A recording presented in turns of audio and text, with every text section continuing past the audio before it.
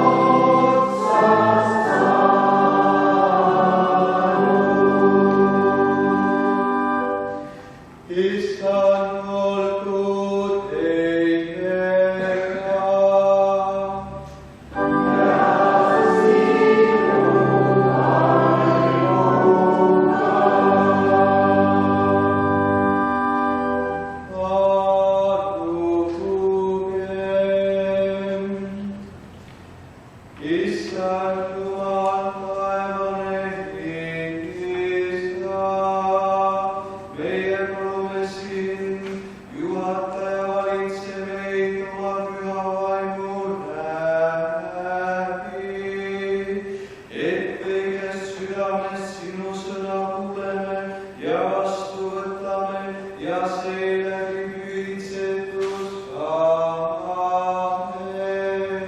Jeesuse Kristuse, sinu poja peale kõik oma lootuse paneme, oma elu sinu sõna järele parandame, kõige pahanduse eest hoiame ja igavesti õldsaks.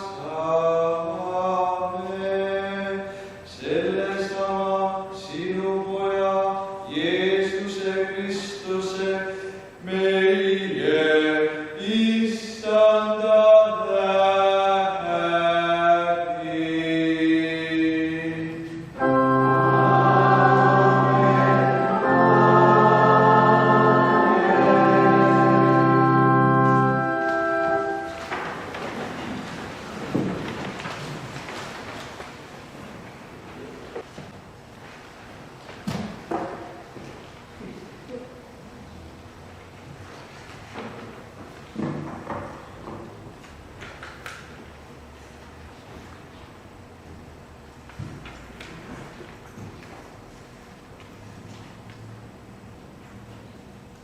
Kuule Kristuse kogudus, Jumala sõna, nagu seda loeme Jesaja raamatus 40. peatükist, salmidest 26–31. Tõstke oma silmad ja vaadake kõrgusse, kes on loonud need seal. Tema, kes nende väe viib välja täiearvulised, kes nimetab neid kõiki nimepidi. Tema suure väe ja võimsa jõudatu ei puudu neist ainsatki.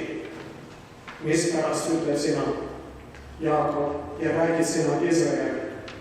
Minu tee on varjul Issanda eest ja mu õigus läheb mööda võimalast. Kas sa ei tea? Kas sa ei ole kuulnud? Igavene Jumal, Issand, on maailma äärte looja. Tema ei väsi ega tüdi. Tema mõistus on uurimatu. Tema annab rammetule rammu ja jõutule jõudu. Poisidki väsivad ja tüdivad, noored mehed komistavad ja kukuvad, aga kes ootavad Issandat, saavad uut rammu. Need tõusevad tiibadega üles nagu kotkad, nad jooksevad ega tüdi, nad käivad ega väsi.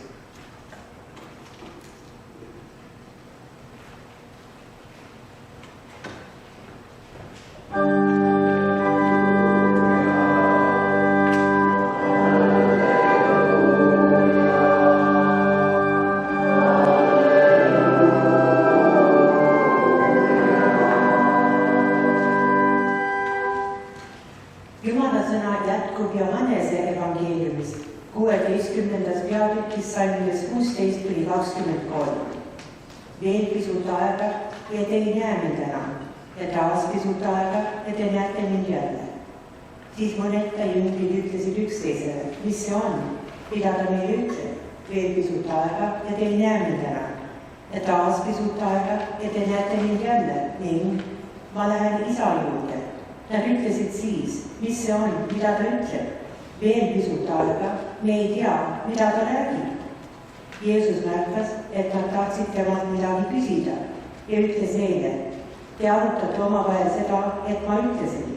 Veel pisut aega ja te ei näe mind ja taas pisut aega ja te näete mind jälle. Tõesti, tõesti, ma ütlen teile. Teie nutate ja kaeblete, aga maailm on rõõmus. Teid kurvastatakse, kuid teie kurbus muutub rõõmuks. Kui naine toob last ilmale, siis ta on murelik, sest tema tund on kätte jõudnud. Aga kui ta lapse on sünnitanud, ei tuleta ta enam oma vaeva meelde rõõmu pärast, et inimene on sündinud maailma. Nüüd on teilgi muretsemist, aga kui ma näen teid jälle, on teie süda rõõmus ja keegi ei võta teie rõõmu teilt ära. Ja sel päeval ei küsite minult enam midagi. Tõesti, tõesti, ma ütlen teile, midagi iganes palute isalt, seda ta annab teile minu nimel.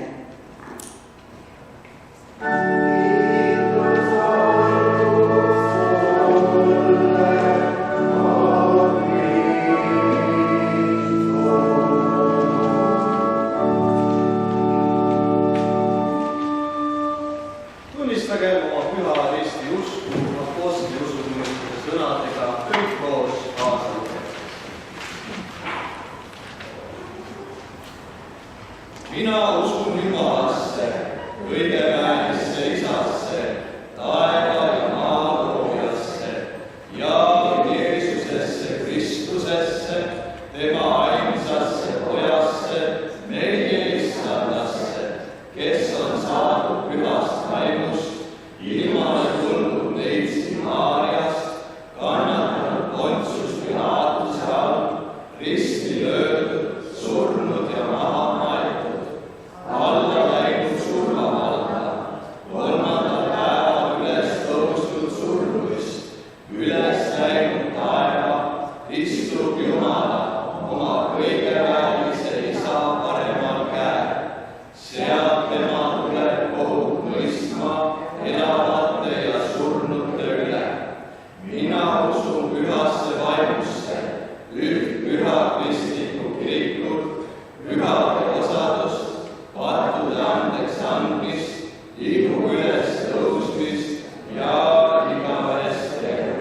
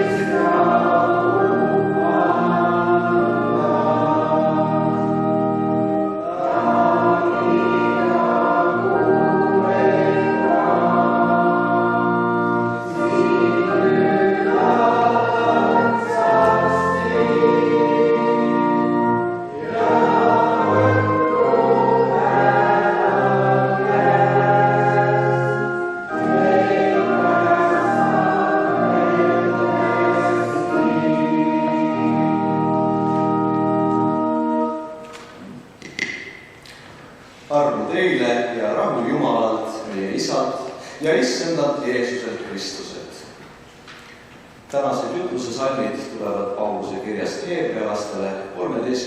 peatükist, salmid 12–16. Seepärast ka Jeesus, et enese vere läbi pühitseda rahvast, on kannatanud väljaspool väravat.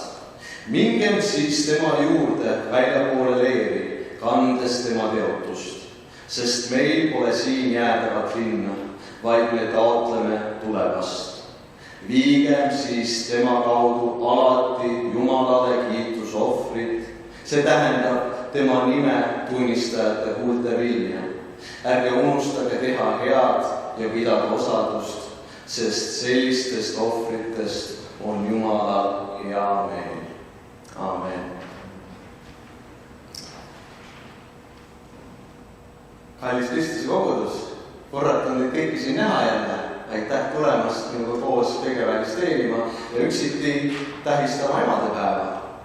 Emadus on kaunis asi, aga selle jaoks on ühte asja vaja, lapsi. Tänapäeval meie kaasajal elame sellisel väga huvitaval perioodil, mulle meeldib see inglise keeles sõna precarious, precarious time. Me tuleme ühest väga huvitavast arusaamast ja me siseneme ühte teise huvitavasse arusaama ja kumbki nendest arusaamadest ei ole väga lastesõbralik. Esimene arusaam, see hakkas populaarsus koguma umbes peale teist ilmasõda, 50-ndad ja 60-ndateks oli see täielikult ennast kehtestanud ja see oli see vale narratiiv, et mõne aastakümne pärast on maa nii ülerahvastatud, et me kõik sureme nängu. Sellist asja ei tulnud. 60-ndatel siiralt usuti seda, et aastas 2000 enamus inimkonnast on juba välja surnud, sellepärast et me lihtsalt ei ole süüa. Me toodame üksteist nii palju ja siis me sööme kõik ära, me sureme välja. Seda ei juhtunud. Nüüd me liigume järgmisse narratiivi ja see on demograafiline kollaps. See on see uskumus, et mõne umbes 10 pärast nüüd juba hakkame seda nägema, kus meil on nii palju eakaid ja liiga vähe noori ja paratamatult kõik noored ei jõua kõikide eakate eest hoolt kanda ja samamoodi kogukond kui selline variseb kokku. Nüüd, kas see mängib ka ennast samamoodi välja nagu möödunud narratiiv, mis oli valelik? Vara veel öelda. Aga kogu selles miljöös, milles me elame, on täiesti arusaadav, et paljud noored ei võta laste saamist enam tõsiselt, nad ei näe sellel mingit mõtet. See on mõistlik. Ühelt poolt öeldakse sulle, mis sa hull teed, meid on niigi nii palju, meid on varsti 10 miljardit vist juba täinud või poolma täpselt ei tea. Asi läheb käest ära, ei ole vaja. Ja teiselt poolt näidatakse näpuga ja öeldakse sulle, sina pead nüüd praegu hakkama lapsi tegema, sest kes sinu eest poolt hakkab kandma muidu. See on täiesti arusaadav, et noored inimesed mõtlevad, eriti noored tütarlapsed, mõtlevad, et I'm between a rock and a hard place here. Mis mul üle jääb, mida ma teha saan. Aga ma ütleks, et probleem ei ole mitte nii väga selles oletatavas reaalsuses, sest me ei tea, kuidas asjad tegelikult ennast välja mängivad. Veel kord 60-ndatel raiuti adamantselt, et nüüd on kõik, kui me kohe praegu ei lõpeta laste saamist, siis on kööga. Ja ometi lapsi käib edasi. Me võime vaadata meil allkorrusel neid kauneid leeripilte, 70-ndad, 80-ndad, tohutult suured hulgad inimesi. Ja läks nii edasi ja ei tulnud ebaga. Nii et ei tasu muretseda sellepärast, et liiga palju lapsi. Ja kindlasti ei tasu muretseda sellepärast, et liiga palju on eestlasi. Meie võime alati ennast juurde toota, see on mingi küsimus. Aga nüüd natuke pragmaatilisemalt. Ja see on nüüd, ma mõistan, et me oleme jaakne kogudus, aga teil on enamikel kindlasti omad lapsed, lapselapsed. Ja nendele on see info võib-olla kõige asjalikum, mis puudutab laste saamist. Ja see on ühelt poolt paradigmade ümberkorrigeerimine, teiselt poolt lihtsalt asjade täiesti teisest pilgust nägemine. Ja see, mida ma pean kirjeldama, see on piibellikult kooskõlastatud. See ei ole mitte see, et mingi poiss mõtles ise välja, et juba tore oleks, kui noored tüdrukud teeksid lapsi. Ei, see on see, mida Jumal meilt tahab. Ja pidage meeles esmalt, kes me oleme. Me oleme risti inimesed. Ja meile on teatavad ootused. Mitte üksteise poolt, mitte selle maailma poolt, vaid Jumala poolt on teatud ootused. Ärge unustage, et Mooses esimese raamatu esimeses peatükis ütleb Jumal, olge viljakad ja saagu teid palju. Alustame sealt. Mida see tähendab? See ei tähenda seda, et lihtsalt pumpame välja nii palju tittesid kui vähegi võimalik. See ei tähenda seda, see tähendab seda, et me peame olema kultiveerivad oma laste suhtes. Eks ole, mitte lihtsalt saama hästi palju, vaid ka neid vastavas vaimus kasvatama. Ja see on väga palju jaoks tohutu katsumus, see mõte, eriti noorte jaoks on hirmu ärata. Eks ole, võtame jälle selle tohutu tausta, mis meil on see, et ühel poolt kahjutakse sulle inimesi liiga palju, teiselt poolt öeldakse, et nüüd on viimane aeg, võtta kohe hästi palju lapsi tegema. Kui iga naine vähemalt 5-6 last teeb, siis on asi täiesti läinud, siis on läbi. Ja sa oled selle taustal ja sa mõtled, mis ma siis teen. Aga sa teed piibli lahti ja piibel ütleb sulle, et laste saamise puhul on 3 tegurit mängus. On see ohverduspool, siis on investeeringu pool ja siis on see õnnistuspool. Ja mida ohverduse silmas peab? Väga lihtne, see on see, mille peale enamus alati mõtlevad, kui nad mõtlevad laste saamise peale, eks ole. See on see, et siis mul ei ole enam aega ja siis kõik raha läheb laste peale ja siis ma olen väsinud ja mu tervis kannatab ja mu figuur kannatab. Naisterahvas mõtleb nii, meesterahvas ei mõtle nii, aga ühesõnaga kõik sellised tegurid. Ja see on tõsi, see on teatud mõttes ohverdus, aga selle ohverduse juurde see ohverdus muide ei ole niisama, see on Jumala poole suunatud ohverdus ja ärge unustagem, et terve Vana Testament on ohverduspõhiline. See on see, et me peame alati midagi andma, et midagi saada vastu, et sellel oleks mingi väärtus, selleks meie peame mingi osakese endast välja. Nüüd liigume edasi investeeringute juurde.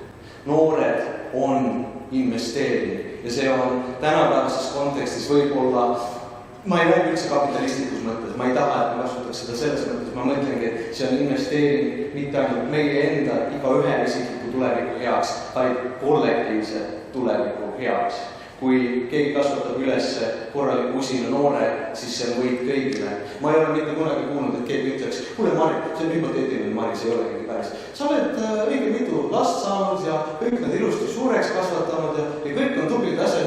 No küll see oli aja raiskamine, no küll see oli ikka täiesti mõttetu ettevõtmine. Sest ei kuule mitte kunagi sellist asja. Kõik teavad, et üks asjalik, usin, tragi, noor inimene on üks suurimaid väärtusi, mida üks kogukond saab üldse saada. See on vaatajaid justkui õnnistus. Ja siis me jõuamegi selle kolmanda teguri juurde. See on õnnistus. Lapsed ei ole koorem, lapsed on õnnistus. Ma tean, et tihti võib tunduda niimoodi. Mul ei ole ometi lapsi, aga ma mäletan, kui ma olin väike laps. Ma tean, et ma olin vanematele tohutu koorem. See on okei, ma olin ka neile õnnistus. Teadsid nad seda või mitte. See ei ole oluline. Lapsed on õnnistus. Emadus on suur kingitus ja õnnistus. Ma loodan, et see mõte, mille ma täna välja käin, et ma üritan lihtsalt seeneid külvata. Ma saan aru, et see on pikk ja raske protsess ja me elame selles kaasaegses maailmas, kus laste saamine on suur kadalik. Me ei ela ainult 100 aastat tagasi kusagil põlla peal kodumaal, kus sa tegid neid 5, 6, 7, 8 tükki. Osalt juba sellepärast, et vähemalt pooled järgmiseks talveks võib-olla enam vastu ei pidanud. Sa ei teadnud seda. Elu oli väga karm. Nüüd, kus elu on nominaalselt pehme, me võime öelda, lapsi tehakse vähem. Ja juhtub huvitav paradoks. Laste väärtus on tohutult tõusnud. Ja nüüd ma pean olema oma sõnadega väga ettevaatlik, sest ühelt poolt ma ütlesin teile, et lapsed on õnnistus, aga sellega on üks suur risk. Ja see risk ongi see, mida me näeme siin ühiskonnas ja ka kodumaal väga palju. Ja see on see, et lapsed on muutunud kultusobjektiks. Me teeme neid nii vähe, et kui me näeme üht väikest last, siis me oleme nii valgustuses sellest. Me tahame teda hoida, poputada, aidata, kaitsta. Ja see on kõik hea ja see on kõik tore. Aga me ei taha unustada seda, et see ei ole asja mõte. Lapsi ei tule ülistada, Jumalat tuleb ülistada. Ja me ülistame Jumalat läbi laste. See tähendab läbi laste saamise, läbi laste üles kasvatamise, nendest asjalikeks inimesteks tegemise. Ärgem unustagem kristlastena. Meie töö ei ole lihtsalt siin olla head, meeldivad, toredad, lüüa risti ette, käib kirikus ja kõike seda. Sellega asi ei piirdu. Sellepärast, et kuigi paljud mõtlevad, et ma teen seda ja siis ma saan paradiisi ja siis ongi korras. See on ainult pool sellest, mida Jumal meilt ootab. Ta ei taha, et me oleksime lihtsalt siin praegu toredad ja vahvad inimesed, et me oleksime head ja viisakad. Muidugi, see kõik käib asja juurde, aga see ei ole eesmärk. Eesmärk on tuua Jumala riik siia, nüüd ja praegu. Ja see on toimunud juba, Jumal teab kui kaua. See protsess, see vaikselt, see manifesteerimine, see, et Jumala riik kehtestab ennast ja aina enam muutub reaalsuseks siin. Me näeme seda jällegi, võttes ajalugu. Kunagi oli väga keeruline olla tavaline inimene kusagil lihtsalt elada oma igapäevast elu. Nüüd, ja me kipume seda tihti unustama, me elame luksuses, me elame pehmuses, meil on mugav ja hea kogu aeg olla. Ja selles pehmuses ja mugavuses me tihti kipume unustama, et see ei tule kusagilt mujalt kui ainult kõige vääriselt. See ongi see jumalik ilm, mis vaikselt manifesteerub. Jah, on veel sõjad, jah, on veel kannatused, aga seda on oluliselt vähem arvestades, kui palju meid on. Ma mõtlen seda, et proportsioonid on täiesti teised. Kunagi oli meid vähem ja me kõik kannatasime. Nüüd on meid hästi palju ja nüüd mõned meist kannatavad väga ekstreemselt. Sõjakolletes, näljahädades, aga jällegi võrreldes selle üleüldisusega on asjad palju paremaks läinud. See ongi see Jumala riik, mis aina realiseerub. Ja meie peame olema osa sellest. Meie peame sellesse ka panustama. Ja üks parimaid viisi, kuidas me sellesse panustame, ja muide ma olen eelnevates jutlustes seda ka maininud, on mitte lihtsalt laste näol, aga see on see vajadus leida oma kutsumus, leida oma mõte siin elus. Möödunud pühapäeval just leerilapsed olid siin, ma ütlesin neile, et find your purpose, find God. Ja see on see, millest ma praegu ka räägin, kui me leiame oma kutsumuse selle eesmärgi, mille Jumal on meile siia ilmas paika pannud. Ja kui me läheme mööda seda rada, siis meie igaüks panustame sellesse Jumala riigi siia tulemisse. See ongi praeguses elus see mõte, miks me siin oleme. Ja üks parimaid viisi, kuidas me seda teeme, on läbi oma järglasvu.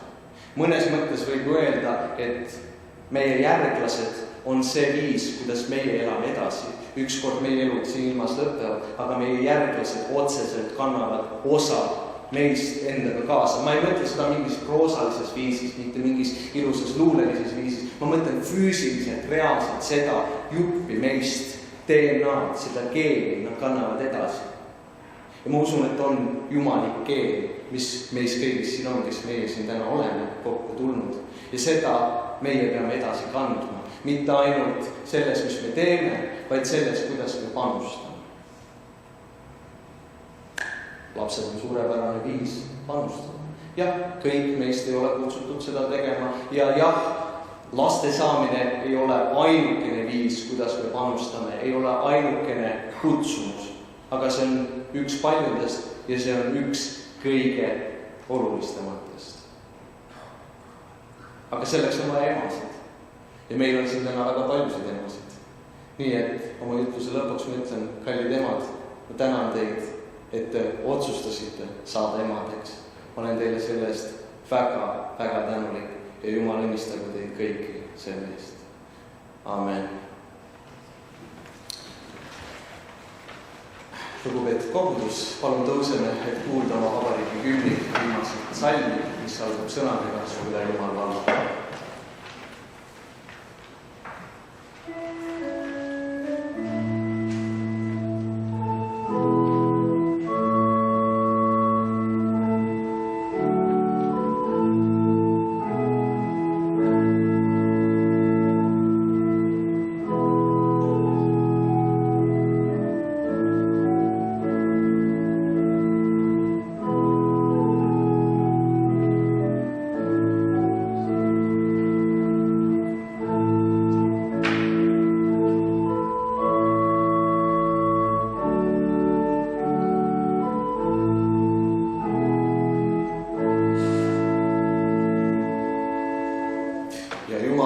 Mis on ülem kui kogu mõistmine, hoiab teie südamed ja mõtted Kristuses Jeesuses.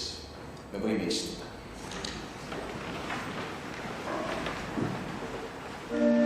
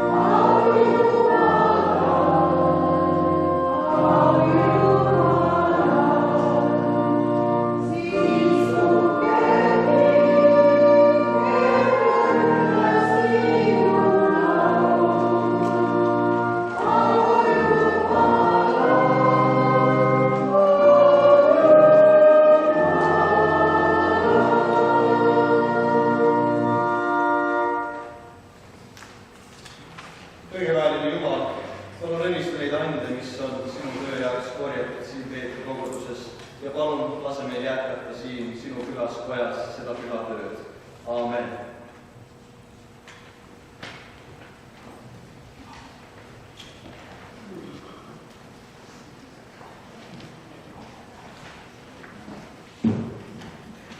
Meie palume ja täname.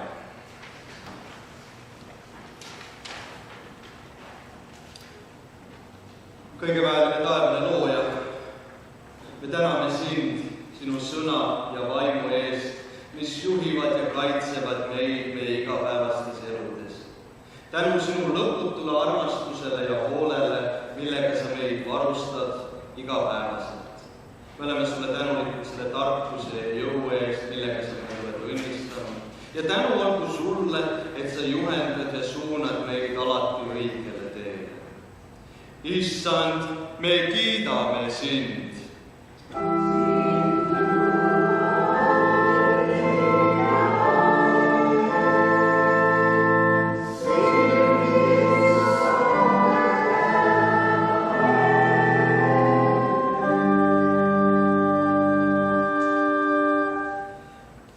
Kõigeväeline isa, me palume sinu juhtimist ja õnnistust meie kirikule, meie piiskoppidele, preestritele, diakonitele ja kõikidele kirikutöölistele. Palun hoia ka meie sõpruskogudusi. Palun kaitse ja juhi ka meie kodumaad Eestit ja siinset riiki ja rahvast. Anna tarkust ja õiglust meie valitsejatele ja juhtidele ning kõigile, kes osalevad ühiskonna elus, et nad tegutseksid vabaduse ja õigluse ja rahu nimel. Palun hoita ja hoia riigi kaitsjaid ja anna neil keerulistel aegadel lohutust ja tuge. Issand, kuule meid!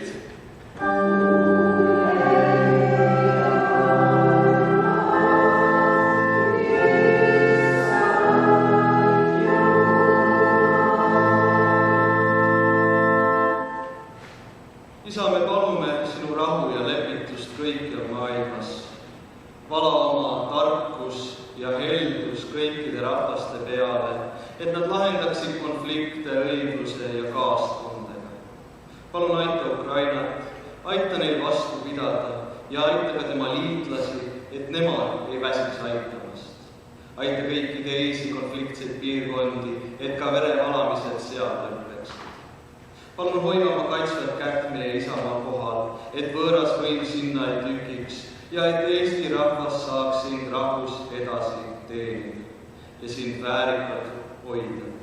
Toeta ja kinnita meie kogukondi, et nad elaksid kooskõlas ning hooliksid üksteisest. Palun ravi terveks haiged ja anna neile armu, kes ligimese vastu on eksinud. Isa, palun hoia meie kodumaa noori ja vanu, et nad poleks üksi ja tee nõnda, et kõigil, kel on praegu keerulised ja rasked ajad, et nemad leiaksid sinu armust tuge ja lohutust. Palun õnnista noori peresid ja hoolitse selle eest, et meie rahvas otsa ei lõpetaks. Isa, tänasel tähtsal päeval me palume, et sa õnnistaksid ja hoiaksid kõiki emasid, et sa kingiksid neile rõõmu ja armastust, et nad oleksid hoitud, et nad teaksid, et nad on olulised, et nad on väärtuslikud, et nad on meie jaoks väga tähtsad ja kallid. Issand, aita meid!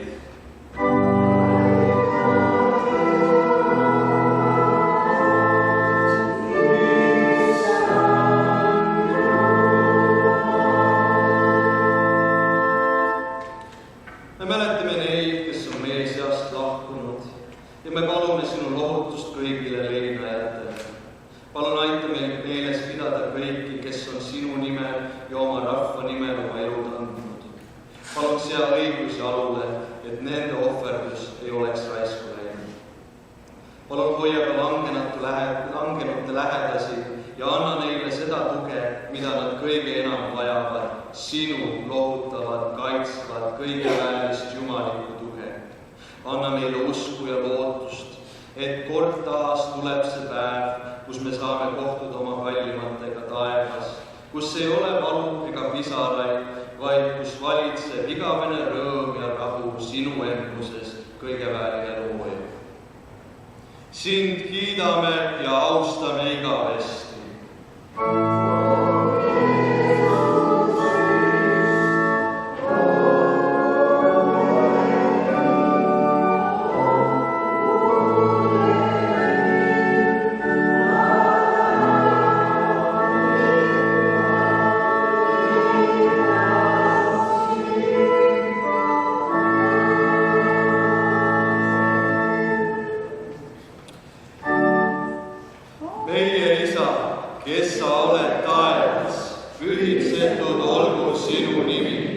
sinu riik tulgu, sinu tahtmine sündigu, nagu taevas, nõnda ka maa peal.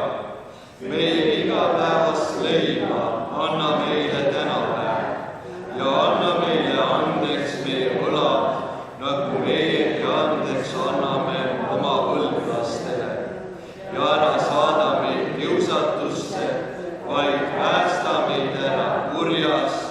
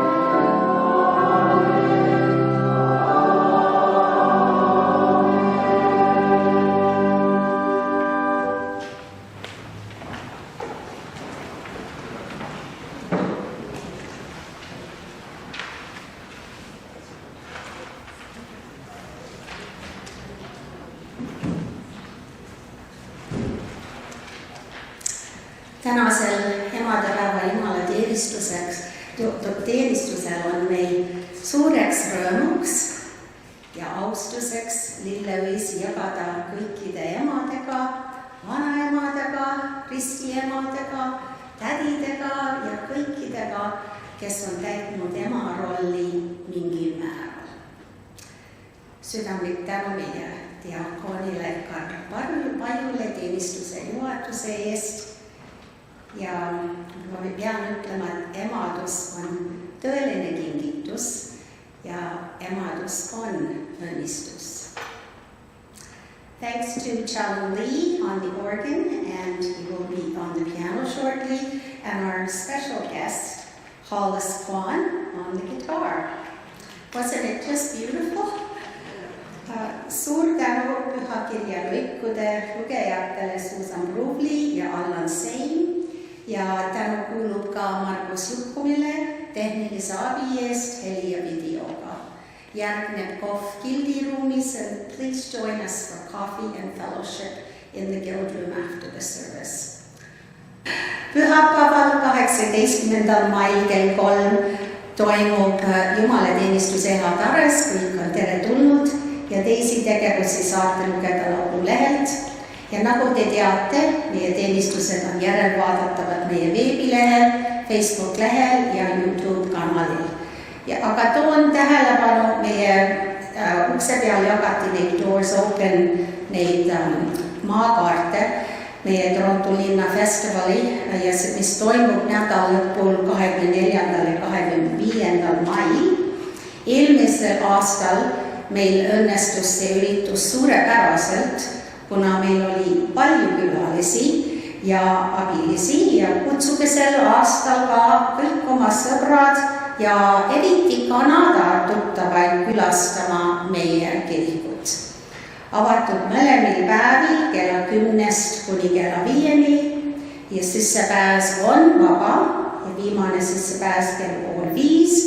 Laupäeval esineb Toronto Eesti meeskoor kell 11 ja kell 12. Sellele järgneb Erik Reimi orelikontsert kell 12.30, kus Erik tutvustab meie orelit ja seda omapärasust ning võib-olla ehk ka oma loomingut. Ja kindlasti tulge siis meeskoori ja Erikut kuulma. Vitraaži akendekunstnik Ernestine Tahedel esineb loenguga kell 3 peale lõunat, aga ta on juba varem peale lõunat kohal, et küsimustele vastata ja pühapäeval on võimalik osada päästearmee ja korealaste teenistustest. Mõlematest esinevad muusikud ja inglise keele tõlge on ka olemas. Ja Changre esineb ka kell 12. Tulge ja avastage Peetri kiriku ajalugu koos sõprade ja tuttavatega. Ootame vabatahtlikuid abilisi meie teenistuste ja sündmuste juures. Palun teatage mulle, kui olete huvitatud, eriti kui saate aidata meie Doors Open üritusel. Ja et kolumbaariumit korrastada ja lilledega kaunistada, ootame abilisi neljapäeval 22. mail kell 11 enne lõunat. Palun teatage mulle või Tiina Jenkinsele, kui saate abiks olla. Oleme väga tänulikud iga abikäe eest. Ja nüüd laulame pinkides istudes oma viimast laulu Ema süda, et saaksime nautida gitarri ja klaveri saadet. Alles in Chanda.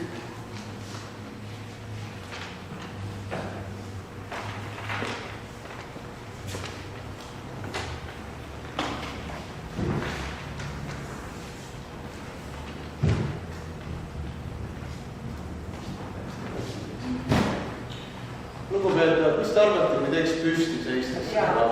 Jaa.